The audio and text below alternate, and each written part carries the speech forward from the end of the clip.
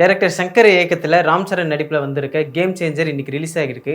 படம் எப்படி இருக்குன்னு இந்த வீடியோல பார்த்துடுவோமா? படத்தோட ஒன்லைன் என்னன்னா, ஒரு அரசு அதிகாரிக்கும் ஒரு அரசியல்வாதிக்கும் குள்ள நடக்கிற பிரச்சனை தான். இதுதான் இந்த படத்தோட ஒன்லைன். பதவி வெறி பிடிச்ச எஸ்.ஜே. சூர்யா அப்பா ஆல்ரெடி சிஎம், அடுத்து இவர் தான் சிஎம் ஆகணும்னு ஆசையில் இருக்காரு.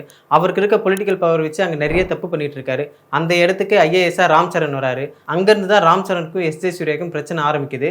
அதுக்கப்புறம் அங்க என்ன நடக்குது, எஸ்.ஜே. சூர்யா சிஎம் ஆனாரா இல்லையாங்கிறது தான் இந்த படத்தோட மீதி கதை. இது ரெகுலர் சங்கர் பட ஜானர் தான். பொலிட்டிக்கல் ட்ராமா ஸ்டோரி வைஸ்னு எடுத்துக்கிட்டா நம்ம ஆல்ரெடி பார்த்த கதை மாதிரி தான் இருக்கும். மற்றபடி அதில் எதுவுமே டிஃப்ரெண்ட்டாக இல்லை.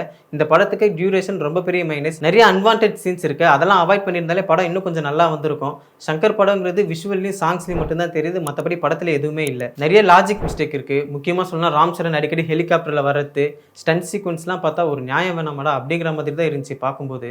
ஒரு சில இடங்களில் பேக்ரவுண்ட் ஸ்கோர் நல்லா இருந்துச்சு. ஒரு சில இடங்களில் ஒரே பிஜிஎம் அடிக்கடி ரிப்பீட் ஆகிற மாதிரி இருந்துச்சு. சாங் பிளேஸ் மட்டும் சரியில்லை. ஒரு சில டைம் சாங்ஸே அன்வான்டாக தான் ஃபீல் ஆச்சு. ஒரு கட்டத்துக்கு மேலே கதை மாதிரி ராம் சரண் விசஸ் எஸ்.ஜே. சூர்யாங்கிற மாதிரி போயிட்டு இருக்கு. எப்படா கிளைமேக்ஸ் வரும் அப்படிங்கிற மாதிரி தான் இருக்கு. அவங்க கிளைமேக்ஸில் சொல்ல வர விஷயங்களும் ஒரு சில இதெல்லாம் ஏற்றுக்க முடியல. இந்த படத்தில் நல்ல விஷயங்கள்னு பார்த்தா ஃபர்ஸ்ட் ஹாஃப்ல சில லேக் சீன்ஸ்லாம் இருந்துச்சு. அதெல்லாம் தவிர்த்துட்டு பார்த்தா ஃபர்ஸ்ட் ஹாஃப் ஒரு ஓகேவாக தான் இருக்கும். இன்டர்வலும் சூப்பராக பண்ணியிருந்தாங்க. செகண்ட் ஹாஃப் பொறுத்த வரைக்கும் ஃப்ளாஷ்பேக் போர்ஷன்ஸ் நல்லா இருக்கு. மற்றது எல்லாமே ரொம்ப ட்ராக் தான். முன்னாடி சொன்ன மாதிரி எஸ்.ஜே. சூர்யா விசஸ் ராம் சரண்ங்கிற மாதிரி தான் கிளைமேக்ஸ் வரைக்கும் போயிட்டு இருக்கு. ராம் சரண் ரொம்ப சட்டிலாக பண்ணியிருக்காரு. அவரோட ஃப்ளாஷ்பேக் போர்ஷன்ஸ்லாம் ரொம்ப நல்லாவே பெர்ஃபார்ம் பண்ணியிருக்காரு.